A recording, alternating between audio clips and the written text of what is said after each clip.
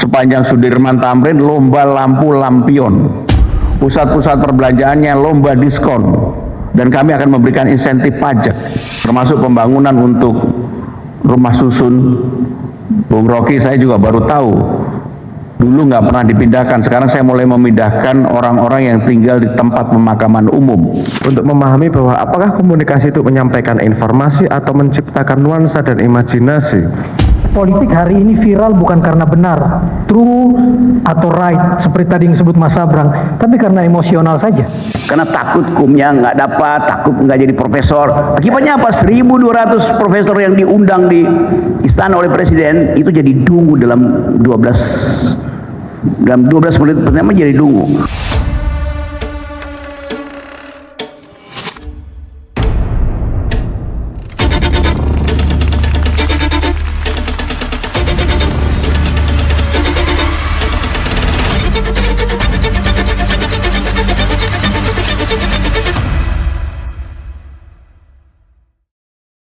Assalamualaikum warahmatullahi wabarakatuh. Yang terhormat Pak Gubernur Jakarta sekaligus Ketua Dewan Pembina IKA Fikom Unpad Pak Pramono Anung, kemudian Bang Rocky Gerung, Kang Maman Suherman, dan satu lagi ini Kang Sabrang yang lagi heboh ya sekarang. Jadi ini Kang Sabrang, Kang Maman, Bang Rocky, kalau istilahnya Rocky ini sebetulnya kadistum, Pak Gubernur. Kadistum itu kawan diskusi ketum.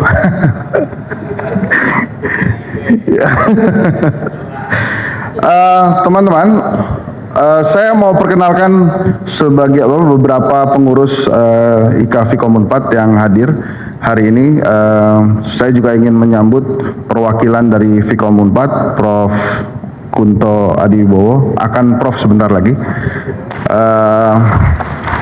Jadi dari Fikom ada, kemudian ketua harian saya Kang Yanwar, ada Ibu Bendum, ini Ibu Heni, kemudian para dewan eksekutif ada Ronald, ada Kang Aji, Kang Erlan, dan teman-teman lainnya.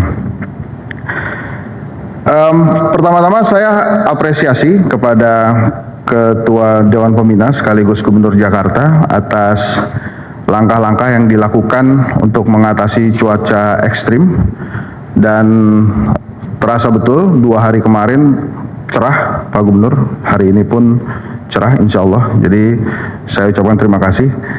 Nah, terkait buku Riah Riuh Komunikasi ini saya tulis sejak Pak Prabowo memimpin Indonesia.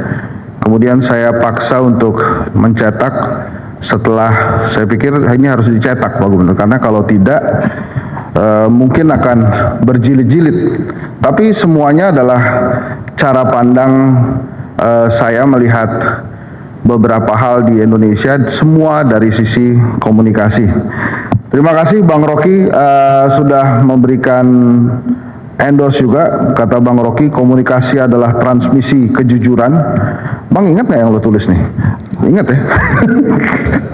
Komunikasi adalah transmisi kejujuran katanya. Dia tidak boleh difabrikasi dan dilarang dimanipulasi. Karena itu harus ada kritik terhadap kedangkalan dan ketidakbejusan para komunikator pemerintah. Komunikasi adalah soal seni dan substansi. Buku ini adalah uraian kritis tentang 2 hal itu. Wah, kira-kira begitu. Jadi ini bukunya. Next.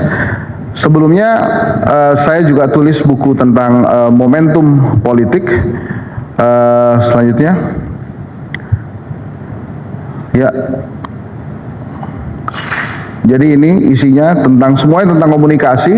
Di bab 1 ada tentang case anggota DPR kemarin, kemudian bagaimana Pak Prabowo melakukan komunikasi yang baik kepada mantan-mantan presiden. Kemudian saya juga soroti tentang jubir presiden. Next.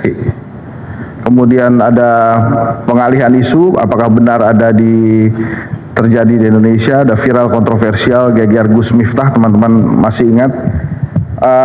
termasuk tentang Sintayong. Tapi semuanya dilihat dari sisi komunikasi. Bab 9-nya media sosial, media ekspresi yang akhirnya dianggap sebagai media massa. Teman-teman GNFI sempat memperkenalkan ada homeless media. Jadi ini Direktur GNFI juga IKAVI Komun 4, Pak Gubernur. Selanjutnya, nah saya sedang persiapkan 2 buku.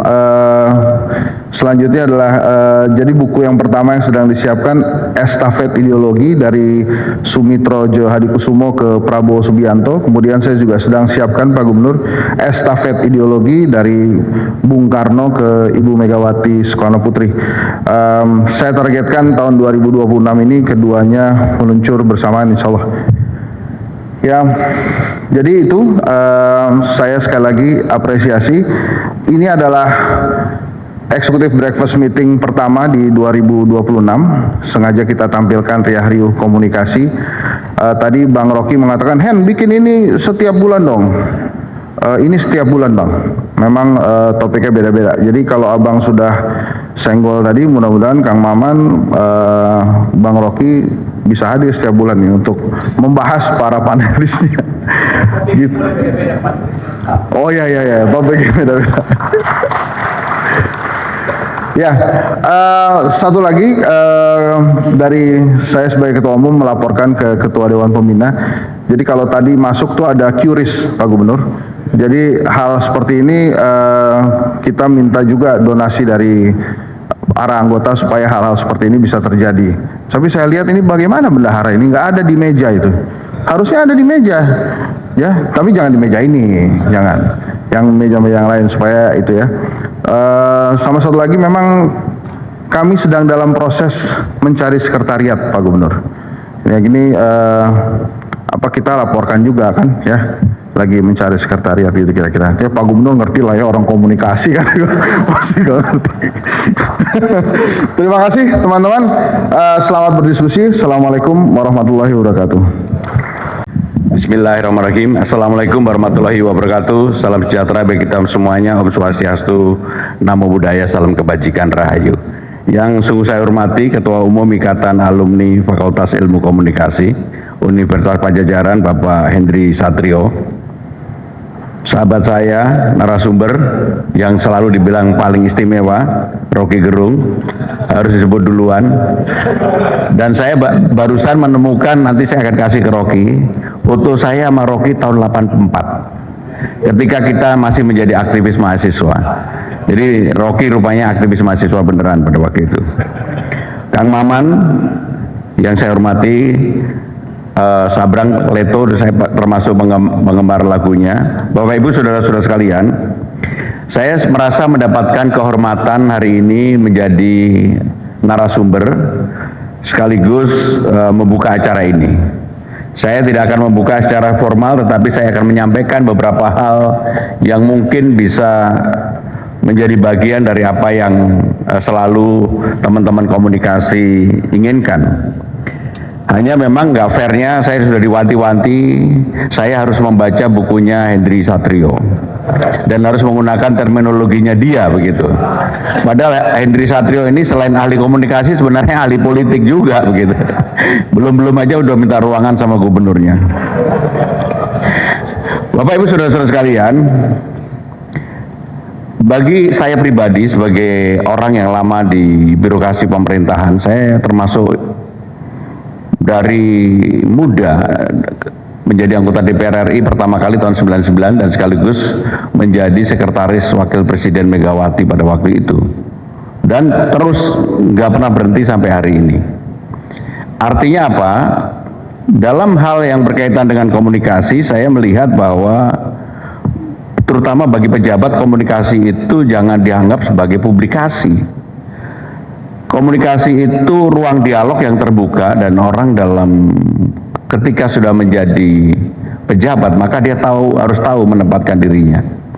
Ketika saya menjadi sekretarisnya Bu Mega pada waktu itu, kemudian menjadi sekjen partai, menjadi menteri sekretaris kabinetnya Pak Jokowi 2 periode, saya betul-betul orang yang tidak mau tampil di ruang publik. Karena apa? Karena saya yang menjadi chefnya, jadi juru masaknya, yang substansi itu sepenuhnya ada di tempat saya Pak sebenarnya. Maka hampir 2 periode ketika eranya Pak Jokowi, pasti saya hanya di belakangnya beliau kalau beliau membuat statement, paling senyum-senyum aja, dan hampir tidak pernah mau untuk tampil di ruang publik. Itu adalah konsekuensinya.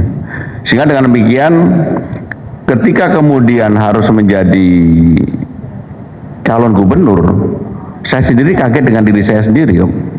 Ketika pada waktu disurvei 0,1%, melawan kurang lebih 68%. Tetapi saya karena kegigihan dan juga pengalaman panjang komunikasi sebagai background saya, dan saya pernah menjadi anggota DPR RI terpilih 4 periode walaupun hanya dijalani 2 periode, sehingga dengan demikian faktor itulah yang menempatkan saya fokus dalam berkomunikasi. Maka dalam pemerintahan yang saya pimpin, saya betul-betul membuka ruang, dan saya sama sekali tidak mau di dalam komunikasi pemerintah DKI Jakarta itu menggunakan, mohon maaf, contohnya ada buzzernya ataupun kemudian ada POV-nya, sama sekali nggak ada. Bahkan ketika saya ditawarin untuk followernya bertambah, saya bilang nggak mau, karena esensinya bukan itu. Esensinya adalah bagaimana ruang publik ini digunakan untuk berdiskusi, berdialog, mengkritik dan sebagainya. Maka saya termasuk yang menginginkan bahwa akuntabilitas dan transparansi di dalam komunikasi itu harus terbuka.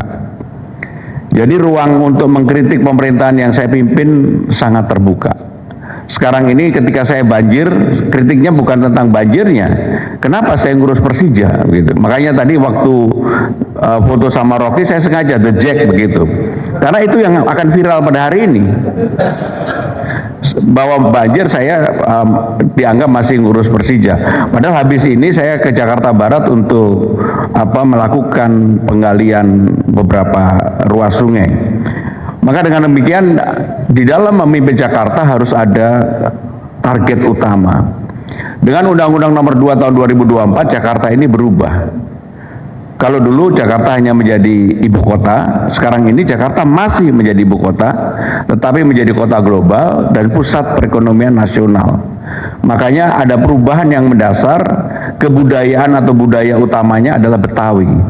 Maka teman-teman kalau melihat hampir semua kegiatan di Balai Kota atau kegiatan di Jakarta sekarang ini, nuansa kebetawiannya menjadi begitu menonjol.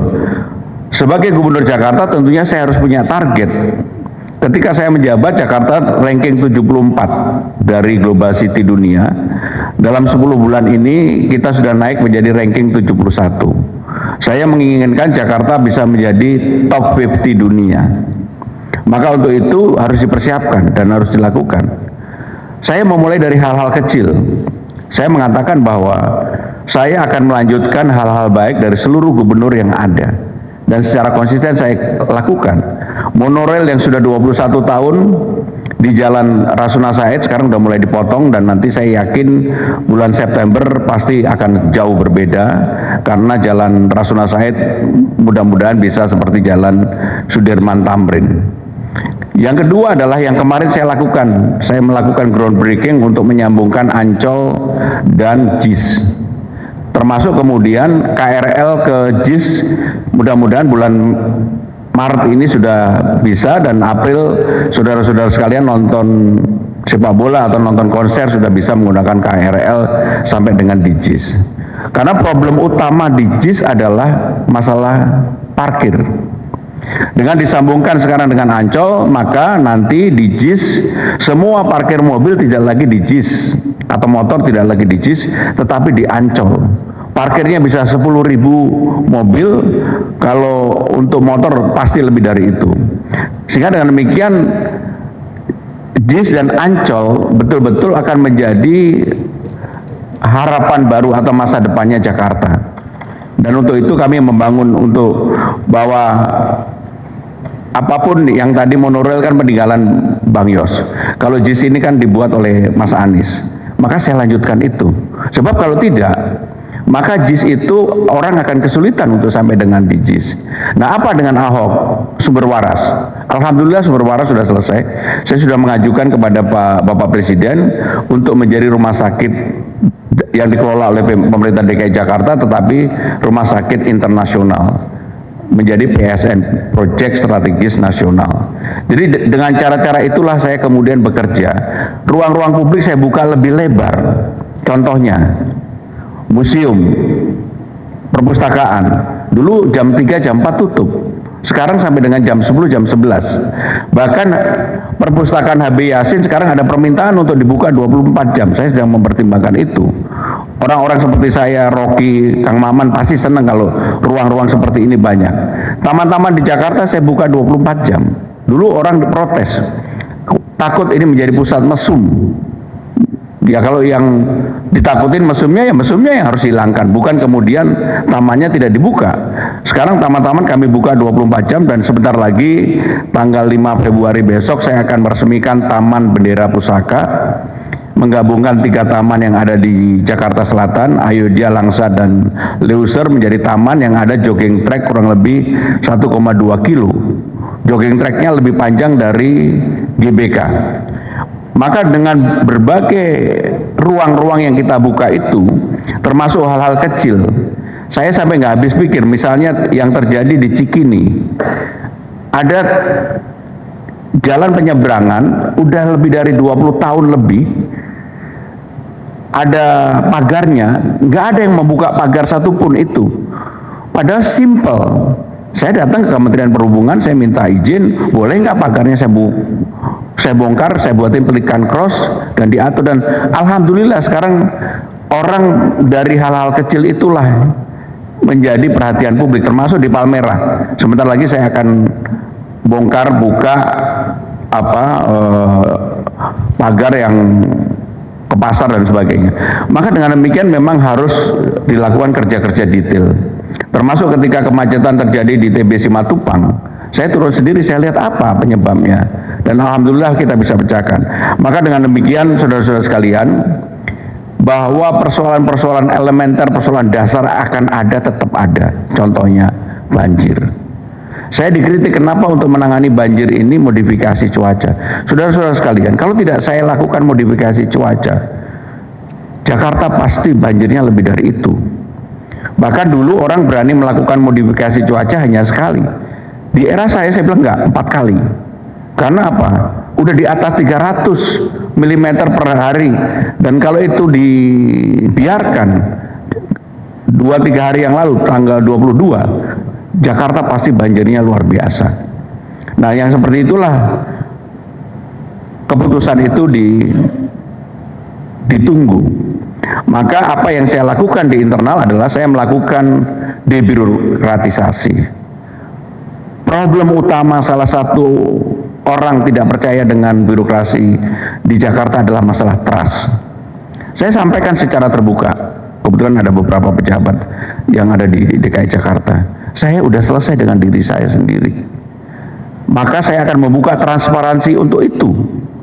Dulu orang mengurus KLB, koefisien luas bangunan, kalau mau bangun gedung yang tinggi-tinggi itu, orang bisa ngurus 12 tahun nggak selesai. Dan saya mengalami ketika awal-awal menjadi gubernur, ada sahabat saya yang punya Pullman, yang punya Wisma Nusantara, datang ke saya, bisa nggak ini dibantu untuk diurus? Saya udah ngurus 12 tahun. Saya bilang sama dia, ini pengalaman saya pertama kali, mungkin baru 2 minggu jadi gubernur. Oke, saya bantu, tapi transparan. Nggak boleh lagi ada hengki-pengki, sesen pun, semuanya transparan. Saya akan selesaikan tidak lebih dari 2 minggu. Singkat cerita selesai. Kompensasinya karena transparan, angkanya keluar 453 miliar rupiah. Itulah yang saya gunakan sebagian untuk membangun Blok M dan Taman Bendera Pusaka tadi. Sebentar lagi saya akan bangun Bundaran HI untuk menghubungkan Pullman, Grand Indonesia, Kempinski, Mandarin di bawah, kemudian masuk ke MRT. Duitnya dari mana? Duitnya dari situ. Inilah bagian transparansi yang kami lakukan. Memang untuk di awal-awal, mohon maaf, pasti tidak mudah. Pasti tidak mudah karena kenyamanan itu sudah diperoleh terlalu lama. Termasuk ada yang namanya SLB untuk layak bangunan. Semua bangunan juga dicek untuk itu. Pengalaman saya ketika terjadi kebakaran yang ada di Jakarta Pusat yang kemarin meninggal begitu banyak karena bangunannya untuk membuat baterai lithium drone yang meninggal 22 orang. Ketika kami mengecek bangunannya, pasti tidak layak. Tetapi tidak ada yang melakukan penindakan terhadap bangunan yang tidak layak ini. Maka dengan demikian kami kemudian merubah semuanya secara transparan.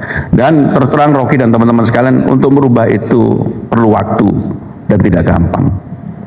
Termasuk orang ketika saya bisa menyelesaikan monorail Sumber Waras menghubungkan Ancol dengan JIS, pasti orang bertanya-tanya, kenapa kok bisa? Ya itu tadi, karena saya nggak punya beban. Nah, kembali kepada persoalan yang mendasar tentang komunikasi tadi, ada beberapa hal yang ingin saya sampaikan dalam kesempatan ini. Bapak Ibu Saudara-saudara sekalian, Jakarta ini sebenarnya bukan hanya sebagai ibu kota administratif atau sebagai ibu kota. Hampir semua mesin utama politik di Republik ini ada di Jakarta. Kalau Rocky Gerung ini orang Bali atau orang dari mana atau dari Manado ngomongnya, pasti tidak seperti sekarang size-nya yang begitu luar biasa. Karena apa? Di Jakarta. Termasuk Hendri Satrio ini menurut saya luar biasa. Dulu masih menjadi ahli komunikasi, sekarang udah sebenarnya ahli komunikasi, ahli politik, ahli melihat wajah, ahli apa aja lah yang bisa dia lakukan. Termasuk mengadakan acara ini nggak gampang loh. Ikatan alumni bisa mengadakan acara di Tribrata berturut-turut nggak gampang. Kalau nggak jagoan nggak bisa. Dan nanti saya akan bantulah gitu. Maka untuk itu saudara-saudara sekalian, saya betul-betul ingin Jakarta ini mempunyai sesuatu yang baru. Ketika saya menyetujui untuk Christmas Carol kolosal di Sudirman Tamrin, kemudian mengadakan apa yang disebut dengan Jakarta Light Festival, yang ornamennya adalah ornamen Natal, tetapi yang memanfaatkan yang foto-foto mayoritas itu berhijab dan semua masyarakat yang ada di Jakarta. Itulah yang kemudian saya melihat bahwa sebenarnya Jakarta bisa lebih dari itu. Maka nanti menyambut Imlek ini, saya sudah melombakan sepanjang Sudirman Tamrin lomba lampu lampion. Pusat-pusat perbelanjaannya lomba diskon. Dan kami akan memberikan insentif pajak. Kenapa itu kami lakukan? Jakarta kemarin APBD-nya adalah salah satu, saya nggak mau ngomong satu-satunya ya, salah satu yang walaupun dana bagi hasilnya dipotong 15 triliun, kami tetap bisa membangun Jakarta tidak berkurang sedikit pun. Karena apa? Yang kami bangun kemudian adalah itu tadi, trust tadi, percaya tadi. Sehingga dengan demikian sekarang banyak sekali, termasuk menghubungkan Ancol dengan JIS, Jakarta tidak keluar sesen pun. Siapa yang membangun? BTN. Apa yang manfaatnya buat BTN? Saya bilang sama BTN, itu flyovernya atau jalan JPO-nya saya namakan bersama BTN, saling menguntungkan. Nanti di Semanggi pun akan ada tulisan ini nih. Mana tadi? Yang Jarum Foundation tadi mana? Oh ini nih. Nanti, tapi nanti dilihat aja. Semanggi akan berubah, Bundaran HI akan berubah, Duku Atas akan berubah. Dari mana? Bukan uang APBD. Kok bisa? Kok dulu nggak bisa? Yang dibangun apa? Yang dibangun trust tadi. Maka untuk itu berkaitan dengan komunikasi, saya orang yang betul-betul dalam komunikasi membuka diri, dikritik dan apapun saya nggak pernah bereaksi. Sama sekali nggak pernah. Dan saya baca. Dan itu menjadi referensi ketika mengambil keputusan di balai kota. Contohnya, planetarium. Ini kan sudah begitu lama nggak pernah dibuka planetarium. Untuk membuka itu perlu keputusan politik. Saya harus datang ke kejaksaan, datang ke KPK dan sebagainya, karena memang ada persoalan di sebelumnya. Begitu dibuka, saudara-saudara sekalian, sampai hari ini yang namanya orang mau masuk planetarium menunggu dan antriannya panjang sekali. Berdasarkan itu, maka saya akan menggunakan Taman Ismail Marzuki menjadi pusat kebudayaan baru bagi Jakarta. Apa yang akan saya lakukan? Saya akan bangun gedung biskup kembali. Tempat parkirnya saya perbaiki, karena problem utama di tim itu adalah tempat parkir. Dan kemudian IKJ yang dulu ditutup ruangannya dengan tim, saya akan buka kembali, dibuka seluas-luasnya. Dengan demikian interaksi antara seniman dengan akan terjadi dengan sendirinya, dan pengelolaannya tidak berdasarkan pengelolaan pendekatan yang birokrasi. Dan yang namanya seniman harus dilibatkan, nggak bisa enggak. Maka ketika pembahasan kota tua, saya mengatakan kalau diizinkan, saya ingin sebagian dari IKJ itu pindah ke kota tua, bukan keseluruhan. Kenapa? Kota tua membutuhkan itu. Jadi nanti MRT di tahun 2027 akan selesai sampai dengan Monas. Dan Monas akan menjadi TOD baru, termasuk TOD Harmoni yang kemarin saya buka untuk dibangun stasiunnya. Tahun 2029 selesai sampai dengan kota tua. Begitu selesai sampai dengan kota tua, pasti ini menjadi TOD yang utama.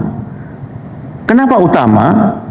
Karena orang akan perginya tidak lagi ke tempat-tempat lain untuk melihat bagaimana Jakarta bukan masa lalu, masa depan. Ketika saya bertemu dengan Bapak Presiden Prabowo Subianto, saya sampaikan beliau, Pak, boleh nggak kota tua ini yang heritage kita pertahankan, tetapi orang akan mau berinvestasi kalau kemudian kita buka ruang untuk membangun gedung yang tidak di dalam heritage tadi, di samping kiri kanan. Seperti ketika perdebatan panjang di Paris, Louvre dibangun, di Champs-Élysées pada waktu itu, semuanya protes, tetapi begitu Louvre jadi, orang melihat ini kan super modern, ini kan heritage semua. Apa yang terjadi sekarang? Magnet utamanya Paris salah satunya adalah Louvre. Nah, dengan cara yang sama saya sampaikan kepada beliau dan beliau menyetujui itu. Maka dengan demikian saudara-saudara sekalian, kota tua termasuk yang saya yakin nanti akan menjadi masa depannya Jakarta. Karena sebenarnya fasilitas di kota tua itu sangat bagus. Dan saya sudah duduk dengan Pak Rosan, dengan Pak Doni, hal yang berkaitan dengan pemerintah pusat, maka Danantara dan BUMN yang akan menyelesaikan.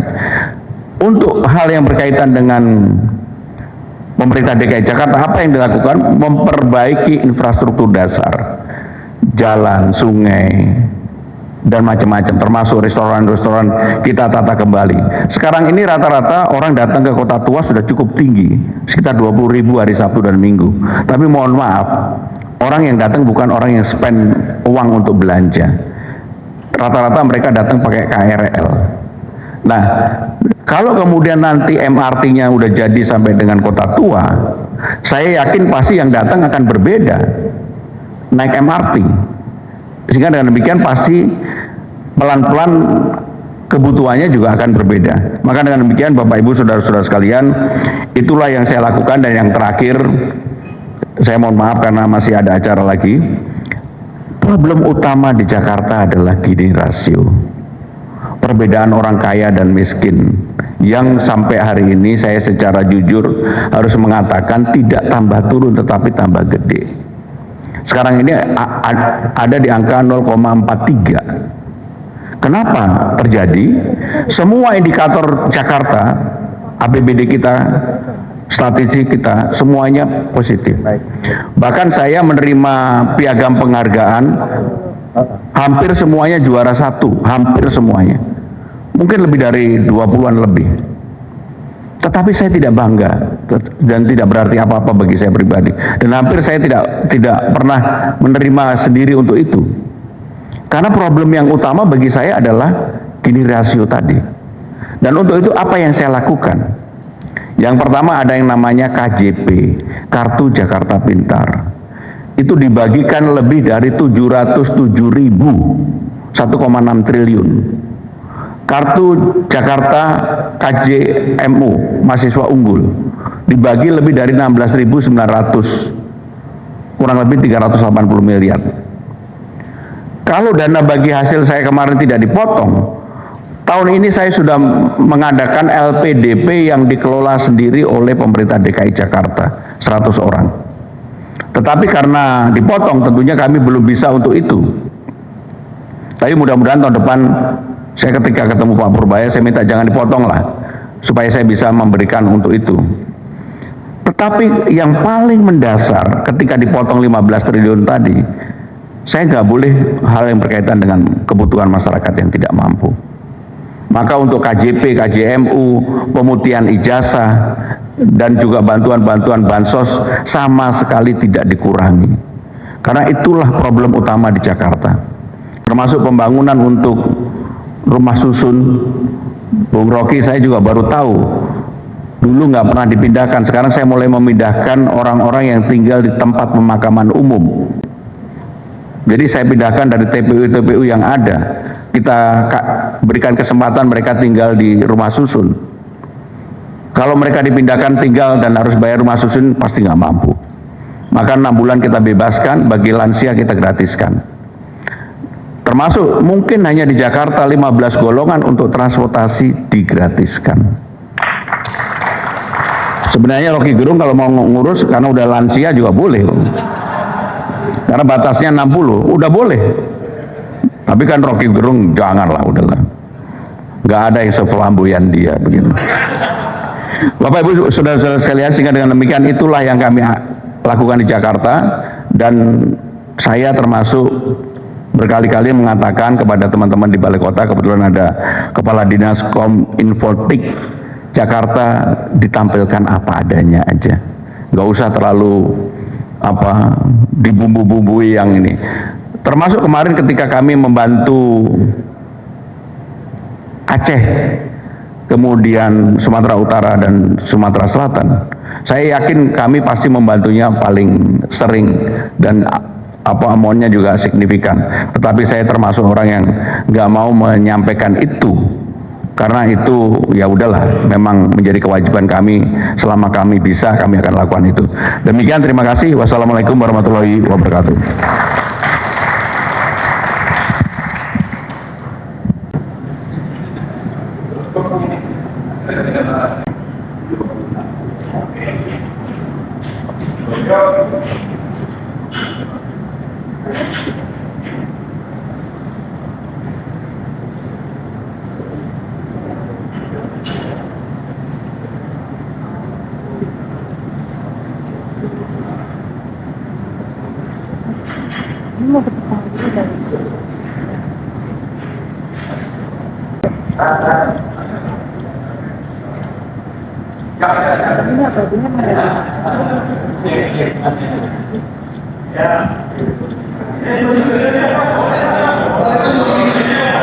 Oke, aba-aba ya, untuk foto bersama boleh 1, 2, 3. Mungkin dari Kang Rocky dulu boleh?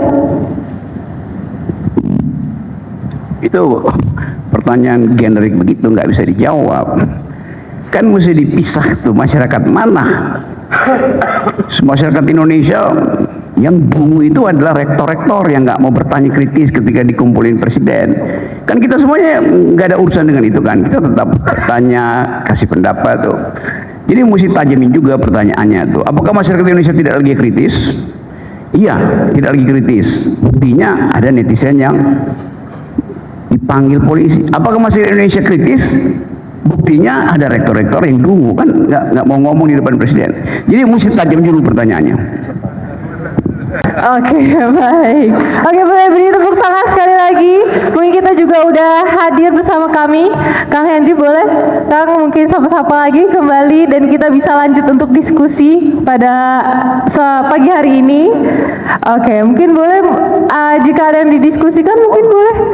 Jadi kan Bang Rocky bilang nih ya, komunikasi adalah transmisi kejujuran. Dia tidak boleh difabrikasi dan dilarang dimanipulasi. Maksudnya? lu pegang ini dong, jadi kan bagus nih kalau difoto. Udah lupa Pak Gubernur. Saya pun udah lupa saya pernah tulisin ini. Tapi intinya adalah komunikasi itu diselenggarakan oleh jurnalisme. Hanya itu intinya. Jurnalisme artinya semua hal yang tidak ingin didengar oleh pejabat, itu namanya jurnalisme. Nah, pusing dia. Ya, pusing saya. Jurnalisme artinya semua hal yang tidak ingin didengar oleh pejabat. Produk jurnalis pasti tidak ingin didengar oleh pejabat. Kecuali yang bagus-bagus kali Bang. Enggak. Oh enggak. Sisa dari produk jurnalis namanya public relation, humas. Hanya itu yang ingin didengar oleh pejabat. Bukan public opinion yang ingin didengar oleh pejabat. Tapi jadi public opinion itu produk dari jurnalisme. Tetapi dia tidak efektif karena tidak ada pejabat yang mau dengar public opinion. Basically begitu. Dia cuma ingin dengar public relation, itu intinya tuh. Nangkap nggak? Ini kedai kopi, kenapa ngopinya kurang nih sehingga kedainya berhenti? Ya, kopi. Coba saya ulangi ya. Semua produk jurnalis tidak ingin didengar oleh pejabat. Kenapa? Karena fungsi dari jurnalis yang memberi kritik. Mana ada pejabat yang mau dengar kritik? Karena takut hukumnya nggak dapat, takut nggak jadi profesor. Akibatnya apa? 1.200 profesor yang diundang di istana oleh presiden itu jadi dungu dalam 12 menit pertama jadi dungu. 2 jam berikutnya sekedar jadi pendengar tuh. Setelah itu dia pulang tuh. Sebentar lagi kita akan mengalami dunia yang lebih parah lagi. Jangankan terus kita membedakan mana realitas atau tidak aja kan susah sebentar lagi. Itu kan yang digugat terus oleh Rocky Gerung tuh. Ayo dialogkan, ayo debatkan, jangan berhenti bertanya. Karena kita kehilangan tempat untuk bertanya hari ini. Kita disuruh mendengar aja. Rektor itu kan disuruh mendengar kan, gak disuruh bertanya sama sekali. Makanya dibilang tolol oleh Rocky.